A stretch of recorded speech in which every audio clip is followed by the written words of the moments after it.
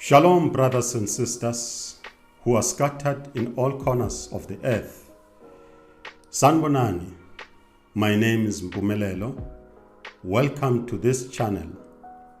I'd like to thank you for all your contributions. Thank you for subscribing to this channel, and thank you for your continued support. If you are new to this channel, please consider to subscribe to this channel. Like this video, hit the notification bell, and share it with your friends and family. Today I would like us to continue to have a discussion about the verses that are quoted in the New Testament, the verses that we are told are or have something to do with the fulfillment of prophecy about the coming Messiah. We demonstrated in the previous verse that Isaiah 7:14 has got nothing to do with the Messiah. That verse does not talk about the Messiah. It's distorted, it's misappropriated, it is placed in the wrong place. It's not about the Messiah, it is about King Ahaz, who was about to be attacked by two kingdoms. And the Almighty was assuring him that nothing will happen to his kingdom. That prophecy was fulfilled 700 years before Yeshua was born, if he was born. So that prophecy is not talking about him. Christians and the scribes who compiled the New Testament, they used it in the wrong place. So today we are going to look at another one. Another verse that is also misappropriated. It's got nothing to do with the Messiah. But this one has to do with the end times. It's only going to happen in the end times. What is this prophecy about? This prophecy is found in Matthew 2. Matthew 2 verse 6. This is after the wise men came to Jerusalem to inquire about the birth of the King of the Jews. King Herod got to know that the wise men were inquiring about the King of the Jews, and they went to the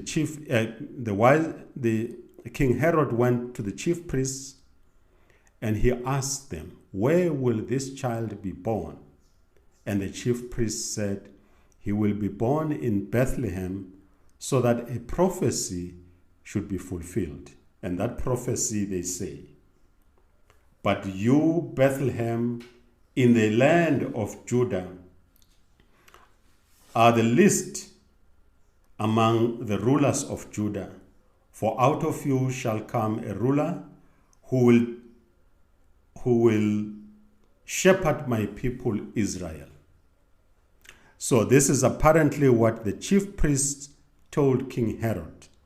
Now when we look at this verse, we look at its reference. Where does it come from? So we go to Micah or Micha in Hebrew. When we go to Micah 5, it is found in Micah 5 verse 2, and it reads as follows. "And you, Bethlehem Ephratah." Now I want you to take note as you will be reading. Please read along with me. So as you will be reading, please make a comparison of these two verses. What is it that has been left out in the Old Testament, and what is it that is included in the New Testament, in the Tanakh?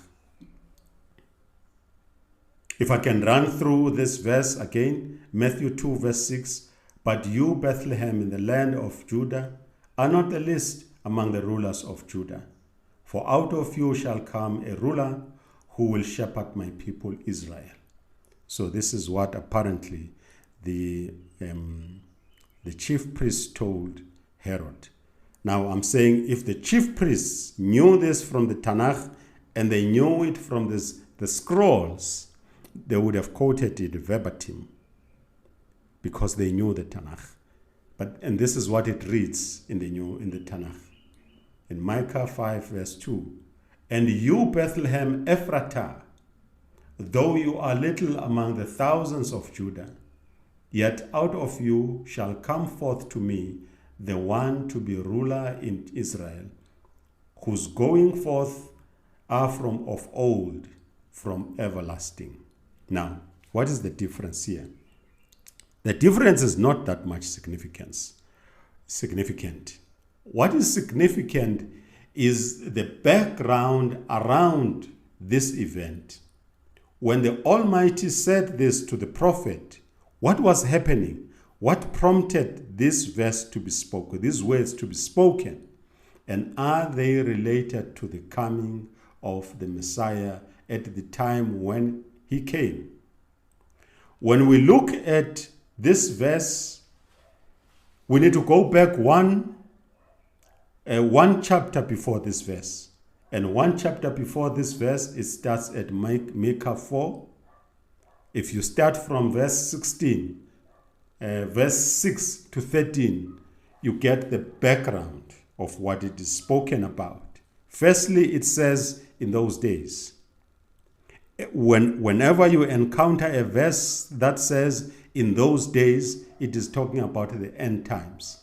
And it is talking about the times when the children of Israel will be in exile. It is talking about the period we find ourselves in right now. It is talking about now. We are living proof of this prophecy. This prophecy is comforting us. In the distress that we find ourselves, in the oppression that we find ourselves, in the difficulties that we find ourselves, the Almighty will gather us.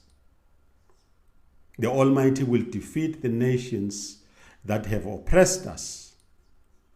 And out of the tribe of Judah, there will arise from the tribe of Judah one who will be a king, a ruler, and he comes from the days of old. This verse is testimony of the times we are living today. We will be gathered from wherever we are, and from the tribe of Judah, a king or a ruler will rise. It was not talking about Yeshua. Yeshua died a long time ago. And the children of Israel, some of them were still in Israel, were still in Judah. There were high priests, for that matter, who spoke to King Herod. There's no temple today. There was a temple then. There's no temple today. And the temple shall be rebuilt. So we are not there yet, but we are very close to those times. So make a comparison for yourself. But let's stop doing what Christianity has taught us. Let's leave behind those habits of just taking a quote, 2 lines and 3 lines, and compare them with what we find in the Tanakh, and we say, there it is. Let us look at the background around it. What is this verse talking about? What is the background? And when we do that, we will realize that this was cut and paste. It was not talking about that Messiah. The Messiah is yet to come. By the way, when we talk about the Messiah in the Tanakh, we are not talking about a person who will come and die for people for their sins. The prophecies that talks about the end times do not talk about the Messiah. There's no mention of the Messiah because the Tanakh is clear. There's no confusion in the Tanakh. A Messiah is somebody who does specific functions, like a high priest, like a king, like a prophet. So we can't be told that the Messiah is coming. Which one? We will ask. If they say there's a Messiah that is coming, so we will say, which one? Is it the high priest? Is it the king? According to the New Testament, Yeshua was all these things. He was the high priest, a better high priest than the high priest that we had. He was a king. He was the Son of the Almighty. He was the Messiah. So he had all these titles and he was a prophet.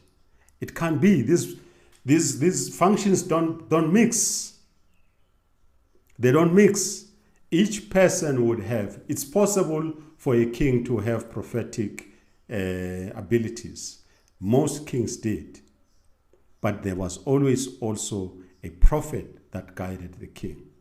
And there was a high priest. So these offices were always separated. And when we are restored, this office will remain separate. Because we're going to have Elijah who will come. We will talk about Elijah because it's also the verse that is supposed to be referring to Elijah.